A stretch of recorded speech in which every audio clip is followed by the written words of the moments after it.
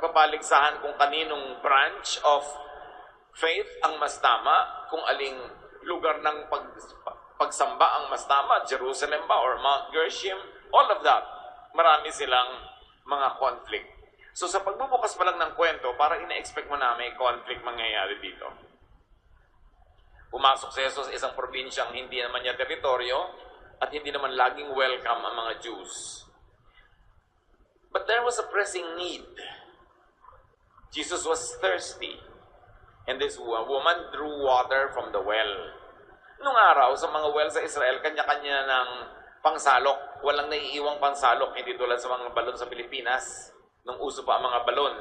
Diyan, kanya-kanyang tali na merong leather pouch sa dulo, ihahagis mo sa tubig, mapupuno yun ng tubig, ihilahin mo yung tali, mapupuno mo yung lalagyan mo na jar. And in this scenario, Jesus asked for a drink. Sabi niya sa Samaritan woman, "Will you give me a drink?" Maraming binrate si Lord na, kumbaga, traditions. First, men don't usually talk with women, especially kung hindi sila magkakilala. Tapos nga, humihingi pa siya ng favor sa isang Samaritan na parang dapat ma-expect mo na ang sagot, no. John 4:9-10. "You are a Jew," she replied, "and I am a Samaritan woman. How can you ask me for a drink of water when Jews and Samaritans won't have anything to do with each other?" Jesus answered, "You don't know what God wants to give you. And you don't know who is asking you for a drink. If you did, you would ask me for the water that gives life." Expected ang reaction ng babae. Sabi niya, "Bakit ko humihingi sa akin ng tubig? Anong paki ko sa iyo? Anong paki mo sa akin? Hindi naman magkakaibigan ng mga lahi natin." At sabi ni Lord, hindi mo alam kung anong gusto sa iyong ibigay ng Diyos. At hindi mo kilala kung sino ako na humihingi sa iyo ng tubig. Kung alam mo lang pareho yon, hihingi ka nung gustong ibigay sa iyo ng Diyos at bibigyan kita ng tubig na nagbibigay buhay. Immediately, there's a lesson for all of us to learn. Know what God wants to give you. To know what God wants to give you and to pray for it, that is called a Spirit-led prayer. Because God won't give you without prayer what He likes to give you through prayer. Kaya ang tunay na pananalangin, alamin mo muna kung ano ba talaga yung mga gusto ibigay sa iyo ng Diyos at yun ang hingin mo. Maraming hingi tayo ng hingi, hindi naman pala yun ang gusto mong ibigay ng Diyos, wala namang makakapilit sa Diyos eh. Kaya mahalaga, alam mo. At sabi ni Jesus, kung alam mo lang kung anong gusto ibigay sa iyo, yun sana ang hihingin mo agad at ipagkakaloob. Isa pang lesson dito mga kapatid, know Jesus. Hindi niya kilala. Sa niya, kung kilala mo lang ako, hindi ka aarte ng ganyan. At ibibigay mo yung kailangan ko, at meron naman akong ibibigay sa iyo na talagang yun ang kailangan mo, na baka hindi mo nga alam na yun ang kailangan mo sa buhay. John 4:11, "Sir," the woman said, "you don't even have a bucket, and the well is deep. Where are you going to get this life-giving water?" May sense naman yung babae. Except that ang ginamit lang niya, common sense. With the Lord, hindi lang common sense ang gagamitin mo, the higher sense. Water for physical thirst. At dahil yun lang talaga ang kanyang isip, yun lang ang kaya niyang maunawa at maitanong. Sabi niya, "Ginoo, wala naman kayong pansalok, malalim ang balon, paano kayo kukuha niyang tubig na sinasabi niyong pwede niyong ibigay sa akin? Tubig na special." Jesus answered, "Everyone who drinks this water will get thirsty again. But no one who drinks the water I give will ever be thirsty again. The water I give is like a flowing fountain that gives eternal life." So here, Jesus differentiates physical from spiritual thirst. Sa isip ng Panginoon, dalawang thirst ang pinag-uusapan, kaya dalawang water ang pinag-uusapan. May physical thirst na binubusog ng physical water, at meron pang isang deeper thirst, a deeper longing, which is spiritual, na ang pwede lang bumusog yung spiritual water na gustong ibigay ng Diyos sa babae at sa ating lahat. Kaya lang, hindi niya hinihingi. Physical thirst needs repeated drinks. And for this, people work repeatedly. Yung babae na yon, meron siyang panga, pupunuin niya yun ng tubig. Pagdating niya sa bahay, she will feel nice about it dahil may tubig siya. Pero tuwing kukuha siya doon, alam niya na paubos ng paubos yung tubig na yon. Kaya kailangan niya naman niyang lumabas uli, umigib, para magkatubig na naman. Paulit-ulit na pangangailangan, paulit-ulit na paghahanap ng tubig para matugunan yung pangangailangan na yon. At yun ang ginagawa ng babaeng yon. Araw-araw umiigib siya doon, pabalik-balik, at lagi namang kahit gaano karami ang kunin niya, darating ang panahong ubos na uli yon, uhaw na naman siya. But people have a deeper inner thirst. The spiritual one. The thirst of the soul and the spirit. At mas nakikilala natin yon mga kapatid, mas napaghihiwalay natin yung magkakaibang uhaw na yon, mas lilinaw sa atin kung paano iinom nung tapang inumin, kung paano mabubusog ang gutom, paano mapupunan ang kulang. Dahil sabi ng 1 Thessalonians 5:23, may your spirit, soul, and body be kept healthy and fit and faultless under our Lord Jesus Christ returns. So here, 1 Thessalonians is speaking about three major components of the human existence. Personality, meron siyang spirit, galing sa Diyos. Meron siyang soul, yung personality niya na nidevelop lang dahil sa interaction ng kanyang katawan sa environment at ng kanyang isip, ng kanyang development, ng culture, ng upbringing. And then there is the body. So soul, spirit, body. Lahat yon may needs. Merong need ang body. At yun ang iniigib ng babae, yung tubig. Pag hindi niya alam, meron pang need na mas madiin, mas malalim, na gustong punan ng Diyos, yung pangangailangan ng soul, ng emosyon, at ng spirit. Ng espiritong nanggaling sa Diyos, na siyang babalik din sa Diyos. The emptiness of the soul and spirit is the all-important inner thirst and emptiness. Kaya may mga taong mas mababutihin pa nilang mahirap na lang sila pero kasama naman nila yung mahal nila sa buhay. Ibig sabihin, mas pinapahalagahan nila yung comfort ng kanilang emotion, ng kanilang soul, kaysa comfort ng kanilang body. Meron naman mga tao na kahit magkanda hirap-hirap, hindi nila lalabagin ang kanilang religious belief dahil para sa kanila mas mahalagang busog ang kanilang spirit kaysa ang kanilang katawan nakakain ng masarap at maginhawa. So, iba-ibang pangangailangan dapat na-delineate na pag-iiba-iba para malaman mo kung alin ang uunahin, alin ang papahalagaan. Spiritual thirst could receive a one-time, for all time, drink. So habang ang pangangailangan ng katawan ay paulit-ulit na babalik at kailangan mo uling pakainin, pero yung pangangailangan ng espiritu, pag hiningi, pag ibinigay ng Panginoon, sapat na yon, na hindi ka na magpabalik-balik pa dahil sapat yon sa iyo lagi. Yung pag-ibig ni Jesus, yung pagmamahal ng Diyos na sapat.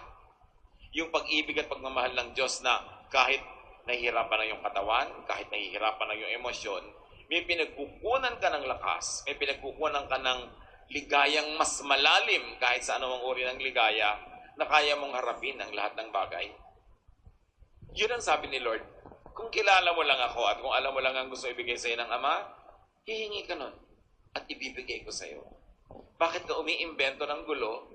Bakit trouble ang inilalabas mo? Bakit conflict? Ba't hindi tayo maghanap ng pagkakasunduan natin na ikabubuti mo? John 4:15, the woman replied, Sir, please give me a drink of that water. Then I won't get thirsty and have to come to this well again. So there's confusion here. Again, na pagpapalit-palit ng babae, yung spiritual and emotional need, na gustong punan ng Panginoon at yung kanyang physical need na pwedeng punan ng tubig na galing sa balon. John 4:16, Jesus told her, "Go and bring your husband."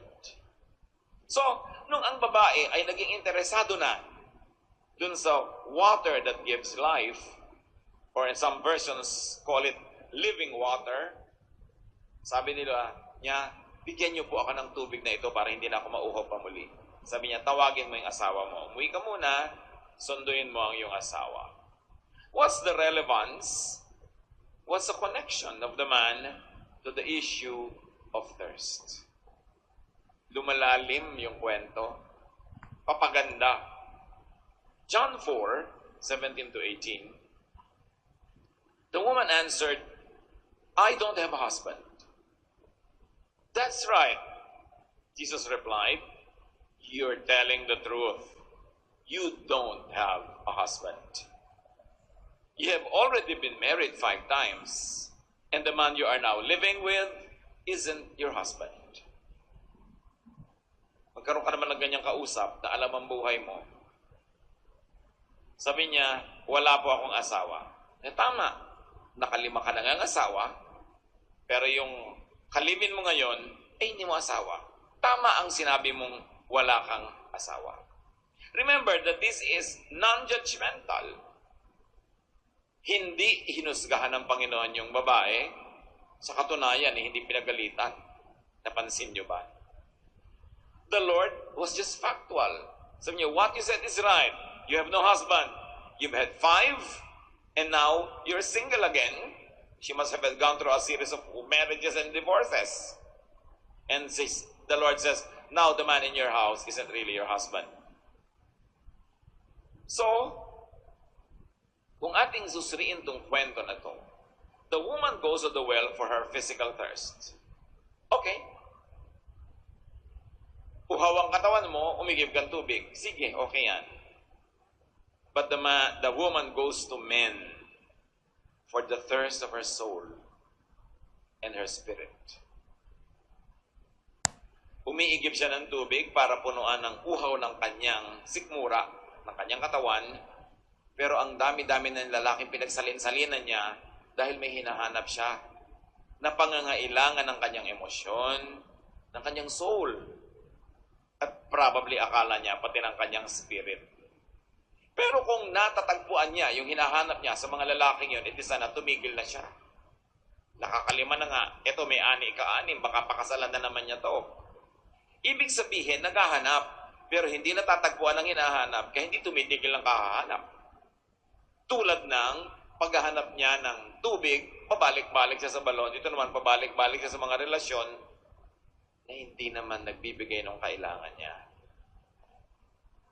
So for the thirst of her body, she goes to the well, that's okay. But for the thirst of her spirit, she goes to men, that's not okay. Kasi hindi yun ang tugon sa kanyang pangangailangan. At kung hahaba pa ang buhay niya at meron pang papatol sa kanya, baka makalabing 5 pa siyang asawa, pero mamamatay na lang siya at lahat, hindi pa niya nahanap yung kailangan niya. Yung gustong ibigay sa kanya ng Diyos. Kaya lang, hindi naman niya sa Diyos hinahanap. Hinahanap niya sa piling ng mga lalaki.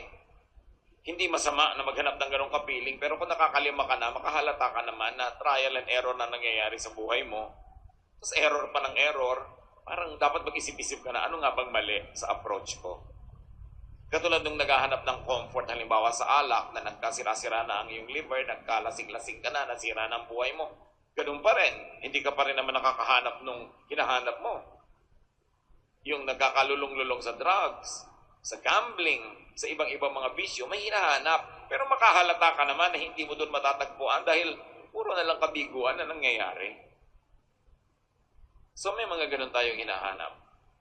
At matapos sabihin ng Panginoon sa babaeng ito, 5 na ang naging asawa mo at ngayon yung lalaki sa bahay mo hindi mo tunay na asawa. Sabi ng babae sa John 4:19, the woman said, "Sir, I can see that you are a prophet." So inamin niya. Tinanggap niya, sabi niya, propeta po kayo, obvious na obvious. And here the woman is shown to understand what Jesus was trying to make her understand. Sabi niya, sa akin pong pakiwari, propeta kayo. Malamang nag-iba yung tono niya. Nawala yung kanyang sungit, yung bagsik. Alam niyo kasi yung mga masusungit at mababagsik, madalas may iniingatan lang yan na sugat ang puso. Nagtatapang-tapangan dahil ayaw masaktan o ayaw masaktan muli. Nagyayabang-yabangan dahil ayaw matapakan. Nagmamataas dahil ayaw malait-lait. Pero kung hindi mo naman siya gaganunin, hindi mo siya tatakutin, hindi mo siya threaten, magre-relax siya at lalabas yung tunay niyang bait. At napakahalaga na napapalabas natin yung tunay na bait ng kapwa. Lalo asawa mo, anak mo, magulang mo, kapatid mo. Hindi ang pinapalabas mo yung kabangisan niya. Dahil siguro kung magsalita ka, masyadong nakaka-threaten, masyadong mataas, masakit. Kaya siya tuloy nasasaktan, nananakit na rin. Napakahalaga yung approach. When you make people relax, when you don't threaten them, the good side of them comes out. So what side do you bring out in your spouse? Lumalabas ba yung kanyang karahasan? Bakit napapalabas mo yun? Dapat nagtatanong tayo. So balik sa kwento, John 4:25-26. The woman said, I know that the Messiah will come. He is the one we call Christ. When he comes, he will explain everything to us. I am that one, Jesus told her, and I am speaking to you now. So ang pinawag ng Panginoon, hindi na future tense pa ang solusyon sa kailangan mo. Ngayon na, masulutas na yan. Heto ako yung inaabangan mong Messiah, dala ko ang sagot sa iyong pangangailangan. So Jesus reveals who was asking for a drink, the Messiah himself. And Jesus reveals what God wants to give to the woman. In effect, Jesus was saying, give me your water, and I'll give you mine. There's an exchange. Kaya humingi siya ng tubig, sabi niya, give me water. Para yung babae naman, sasabihin sa kanya, well, I give you my water, give me your living water. May exchange. At si Lord ang nagpasimula ng exchange na yon. An exchange is important in your relationship with God. Hindi pwedeng one way. There should be a two-way exchange. What would the woman do? Jesus was asking for her water, and now she wants Jesus' living water. And she was amazed that Jesus knew her life, and in spite of that, did not judge her. Yung mga Hudyo, judge ka niya. Masyado silang legalista, self-righteous, religious, mahihigpit, napakabilis manghusga. Kung uhusgan mo itong babaeng to, pwede ka talagang madaling manghusga kasi obvious na ang panghahawakan mo para siya husgahan eh. Pero hindi siya hinusgahan. The woman relaxed. John 4:28-30. The woman left her water jar and ran back into town. She said to the people, come and see a man who told me everything I had ever done. Could he be the Messiah? Everyone in town went out to see Jesus. Kung kanina mahalaga sa kanya yung tubig, ipinagkakait pa niya, ngayon iniwan na niya yung buong banga. O ayan, sa'yo na ang buong banga. Drink to your heart's content. Now I have found the living water. I have found what I really need. Lumiit bigla sa mga pagpapahalaga ng babae yung kanyang tubig na physical. Kasi nagkaroon ng kapalit sa kanyang puso. Hindi natin alam kung may mahaba pang naganap na conversation. Hindi naman buong-buo kung mag-report yung scripture. Pero malamang na napakarami pang namagitan sa kanila, naintindihan niya, at tinanggap niya yung ibinibigay ng Panginoon na yun, the living water. A spiritual exchange happened. Symbolized by her leaving her jar behind. Sana sinabi, iuwi ko muna itong jar ha, babalikan kita. Hindi, iniwan na talaga. Alam mo na yung babae nagkaroon ng spiritual experience.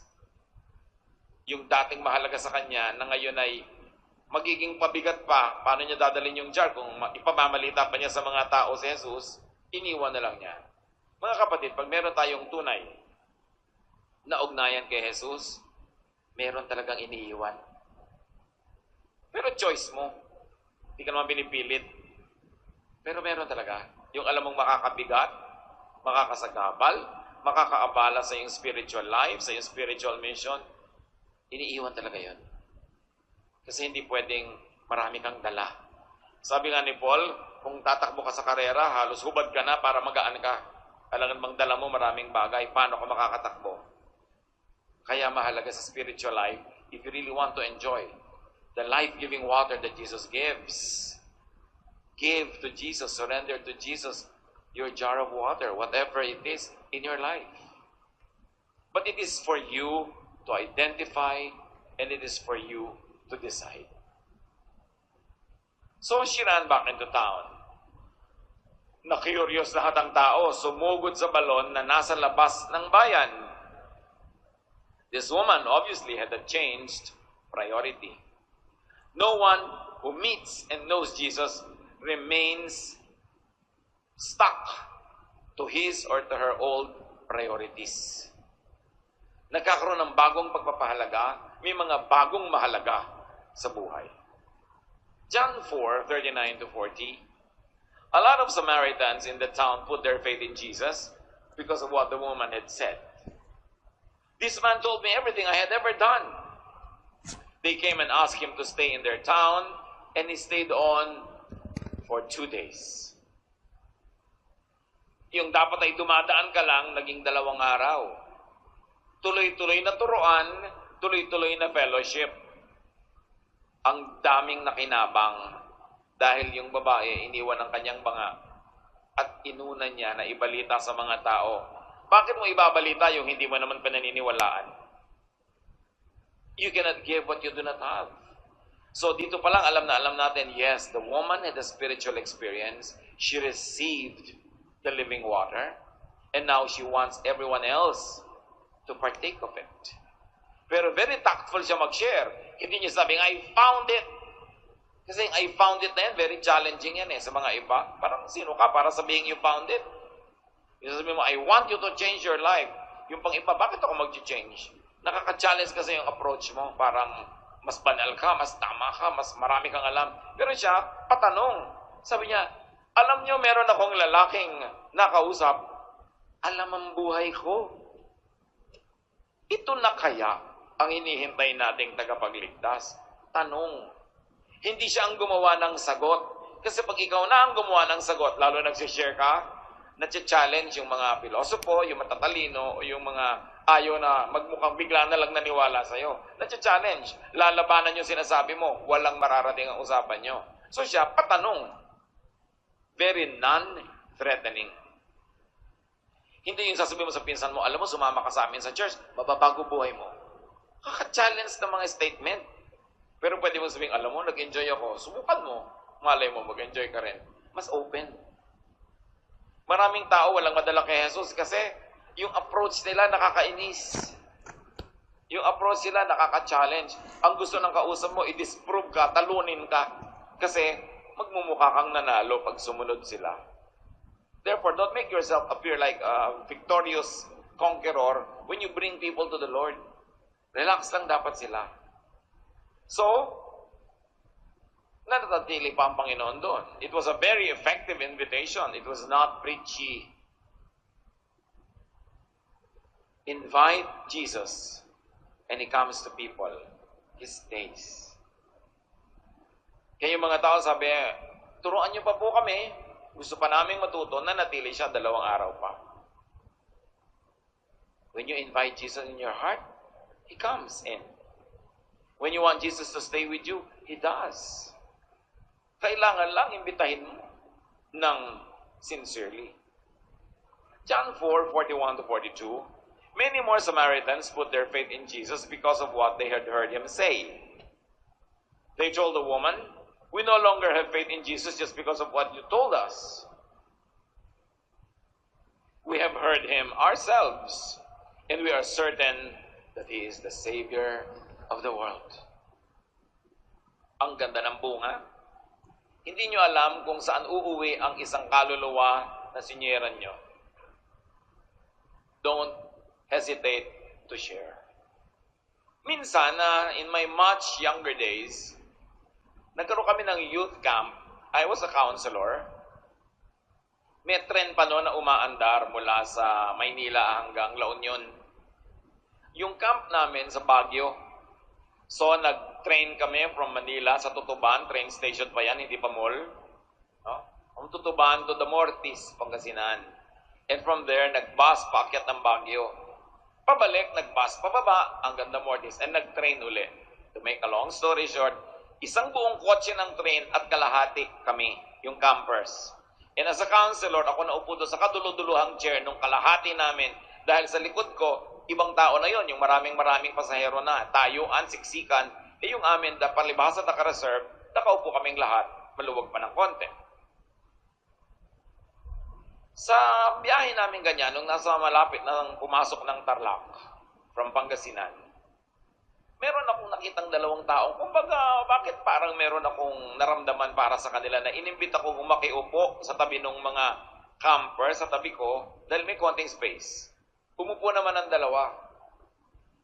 At syempre, masigasig kang mag-share ng gospel, sinyera na yung babae, bababa na agad. So, binigyan ko na lang siya ng leaflet at bumaba na siya. May naiwan, no? Isang matandang lalaki, bababa na siya sa Tarlac. Tarlac. Pinapunta ako sa bahay ng kapitan. Na yung may silong niya, may mga bakod-bakod na kawayan na ang daming butas. Punong-puno ng mga matayo, mga butas, nakapaligid na ganyan. Dahil ito usyoso nila ako. Tinanong ako ngayon ng mga konseho ng baryo. Kasi may insurrection pa yata nung araw dyan. May mga conflict ang government and some people. So, nag-iingat sila sa mga tagalabas. So sabi ko, na-meet ko po itong matanda at siyera ko dyan ang gospel. In other words, siyera ko na ngayon lahat yung mga osyoso. Right? So dumating na ngayon si matanda. Ituwan-tuwa, ibinawagayway pa niya yung binigay kong pamphlet. No? Tapos, sabi nung kapitan, yun naman pala, maganda naman ang pakay nyo at nadinig na namin. At marami nang tumanggap doon sa baryo na yun bago pa man dumating yung mama. Ba't di kayo bumalik dito? Sabi ng gano'n, iipunin ko ang buong baryo at magturo kayo. Maganda ho yan. So sa makatwid yan ang pinaghiwalayan. Pero sabi, pero dahil marami dito Ilocano speaking, magdala na rin kayo ng Ilocano speaker. Lumaki na yung kwento. So dinala ko na sila Kuya Romy Dinglas, si Maru Javier, mga papuri singers noon, Ilocano singer. Nagdala na kami ng maraming Bibliyang mga Ilocano at ang buong baryo ngayon dumating para makinig nung ganon. Dahil sa isang tao, ha? You can never tell. So, yung mamalitin, isa lang yan, dalawa lang yan. No, sharean nyo. Make them know and feel the love of Christ and you will never know where it will lead. Very important. Balik sa kwento ng babae. Masyado kayong nawili sa kwento ng Tarlac. So, Jesus is our Savior from inner thirst. From inner emptiness. By now, na-delineate na natin na paghiwa-hiwala yung need ng body, need ng soul, at need ng spirit. But very importantly, let's learn, work to find your physical, material, and emotional satisfaction. In this case, the woman was trying to look for her physical satisfaction from the water. And again, probably also physical and emotional satisfaction from the men in her lives. Sinikap niyang hanapin at hindi minasama ni Jesus yung paghahanap niya. Hindi ine-endorse, hindi ine-encourage, pero alam natin, hindi hinusgahan. Sa buhay natin mga kapatid, find your physical and emotional satisfaction from things, from people. Yung babae willing magtrabaho para umigib, makuha yung tubig niya, dapat willing tayo magtrabaho, umigib, kuhanin natin yung tubig na kailangan natin. Huwag nating iasa sa iba. Kailangan ng tao masipag. Mga pangangailangan mo na material, kailangan mong pagtrabahuhan. At talaga namang nilikha ng Diyos ang tao na nagtatrabaho, utos ka, magtrabaho ka 6 days a week. Para kitain mo yung kailangan mo, mahanap mo yung kailangan mo sa buhay. At siya naman, sumubok na magkaroon ng mga partner sa buhay, na bigo, siguro hindi naman niya balak makalima o 6 sa simula. Akala niya siguro nung yung una, this is the man. Akala niya yun na. hanggang nag-fail. Nagkawasak-wasak ang buhay niya, nagkalungkot-lungkot. O, next na naman, another try, another try. Find what you need in life. But try hard not to damage yourself and other people. But what is important here, an underlying truth that obviously Jesus understood, do not be alone. Sa paghahanap ng babaeng ito ng karamay, masasandalan, mamamahal, magmamahal sa kanya, titingin sa kanya, mag-aaruga sa kanya at maaaruga niya, kaya nagkanda trial and error ang buhay niya. Hindi niya sigurado na ginustong ganon ang abutin niya sa buhay. Hindi niya ginusto sapitin niya ang magkawindang-windang yung buhay niya at pasalin-salin siya kung kani-kanino. Pero sa mga paghahanap, sa mga kapiguan, sa paghahanap, yun ang inabot. And the Lord was so kind as not to judge her, not to embarrass her. The Lord just stated a fact. Huwag tayong manghuhusga ng kapwa natin na naghahanap. Naghahanap ng kahulugan ng buhay, naghahanap buhay para kumita, para yung kanyang mga kailangan ay makuha niya. Naghahanap ng pagtingin, naghahanap ng mamamahal. Walang taong gustong mapahamak. Walang taong gustong magpalipat-lipat.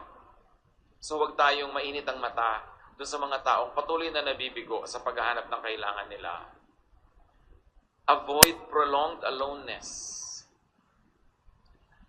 Understand people who are trying to get out of aloneness, who are trying to have friends, to have relationships.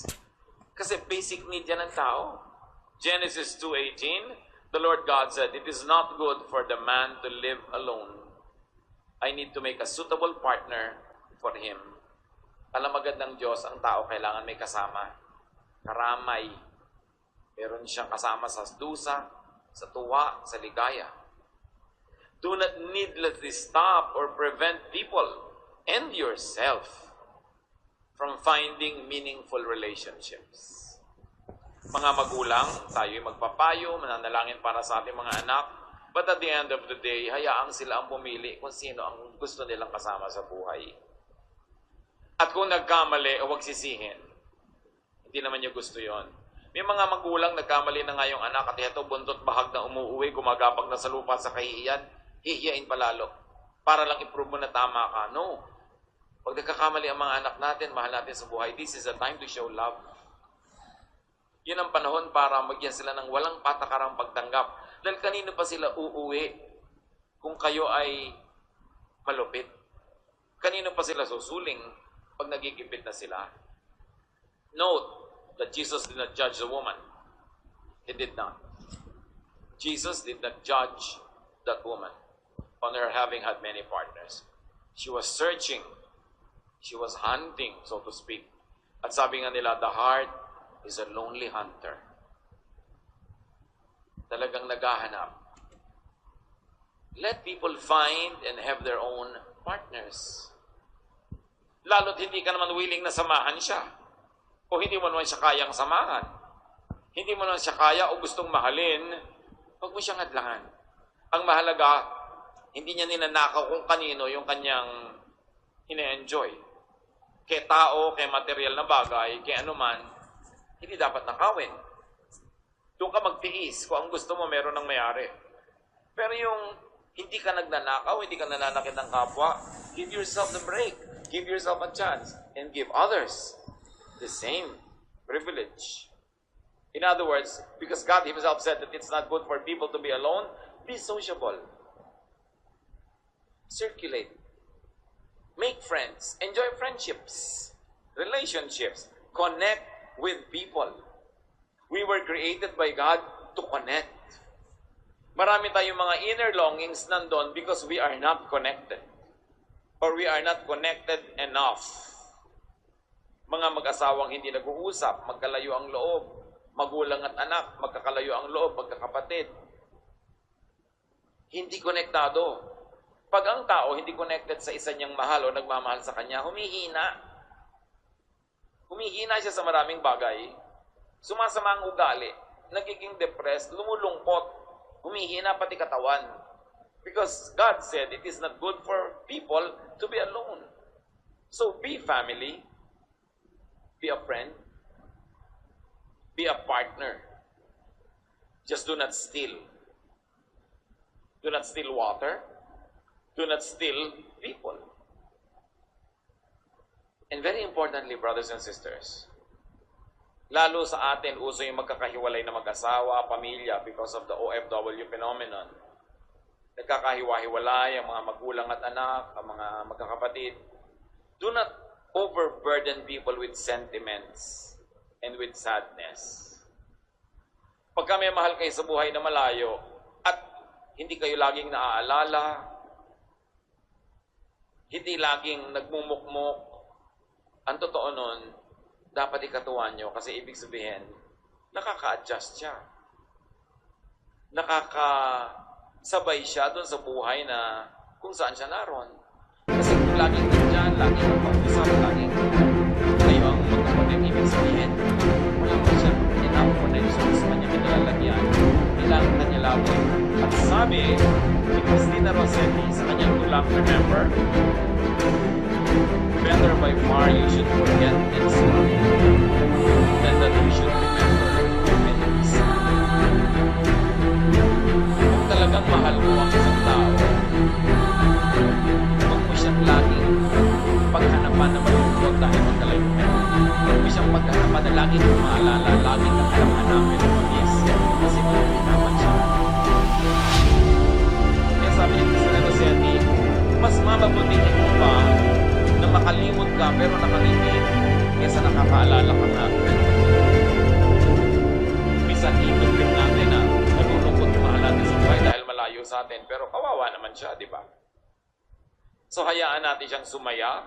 Again, lalo kung mag-asawa kayo, pero not to the point na natetreten na yung relationship nyo na may iba na. Pero hayaan nyo, kung may kaibigan, kung may hobby, kung may libangan, magawa niya yon para hindi siya malungkot. Nakakataba ng puso na pag malayo sa yung mahal mo sa buhay, ay nalulungkot siya. Pero there is something not right with that kind of feeling. Kaya sabi ni Rossetti, better by far you should forget and smile than that you should remember and be sad.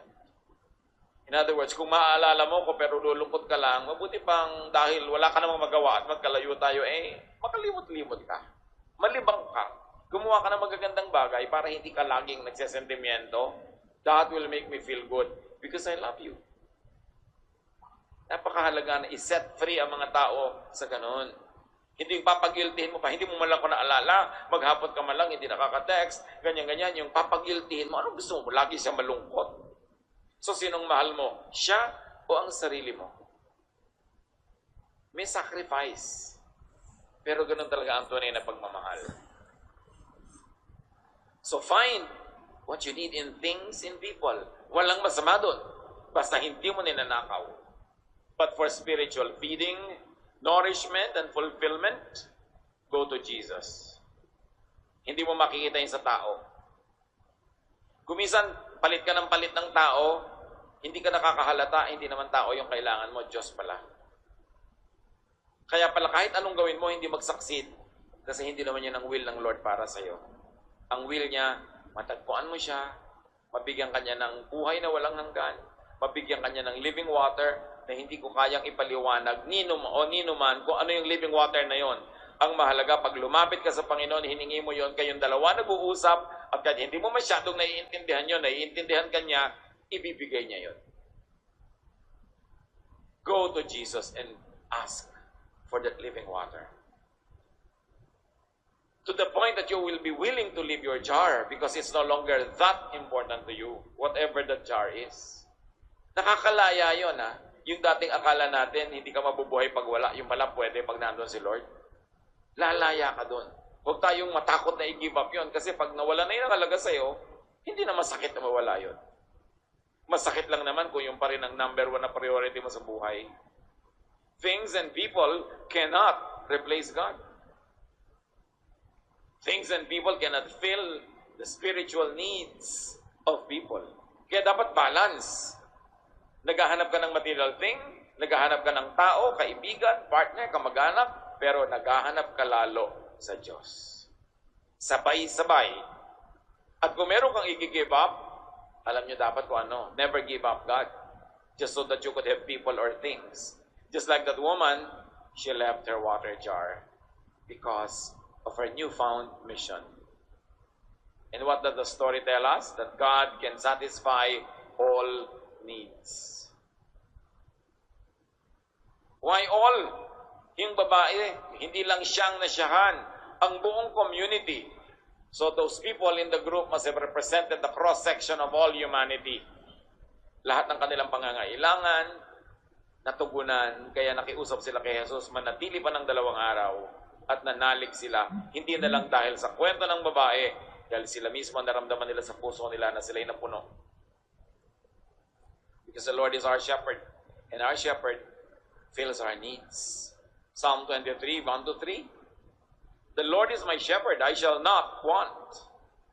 He makes me lie down in green pastures. He leads me beside still waters. He restores my soul. At hindi ba yan ang kailangan nating lahat? To lie down in green pastures? To rest? Sa mga nakakapagod na pagsisikap sa buhay? Hindi ba yan ang kailangan natin? To lay beside still waters? To know that you can drink it anytime? And it's a water that is still, quiet. Alam nyo kasi yung mga tupa, takot yan sa gumagalaw na tubig. Kahit na uuhaw, ayaw uminom. Pag umaagos ang tubig, dapat still. Kaya ang sinabi dito nung sumulat ng sound, you lead me beside still water. Hindi ka lang nagbibigay ng water, meron pang dagdag. Still, quiet itong tubig na ito. Wala akong pangamba pag umiinom. Sabi niya, you restore my soul. And isn't that what we need? Sa hinaba-haba na ng iba't ibang haba ng buhay natin, marami ng mga sugatan, marami ng mga nasaktan, nahirapan, nadala. Di ba kailangan natin ng restoration? And it is the Lord who restores us. Especially from our broken relationships with people, like this woman who's had 5 husbands and now is going on her 6th. Fill your inner emptiness with people and with God. And help fill other people's inner emptiness too. Huwag tayo maging makasarili, na conscious tayo sa mga needs natin. May needs din ang bawat isang kilala natin. Meron din siyang kahinaan. Meron din siyang hinahanap. Na kung paulit-ulit siya nagkakamalit na sasaktan, imbes pagalitan mo, unawain mong naghahanap kasi.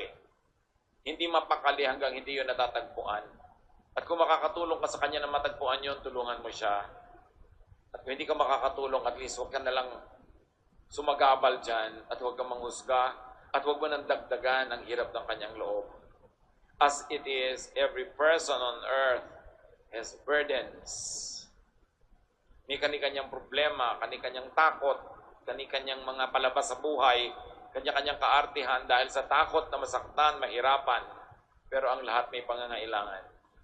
And Jesus fills those needs. Kaya mahalaga na tayo lumapit sa Panginoon habang lumalapit din sa kapwa-tao at habang naghahanap din ng material water. At tulungan natin ang kapwa natin sa kanya rin mga sariling paghahanap. Think of people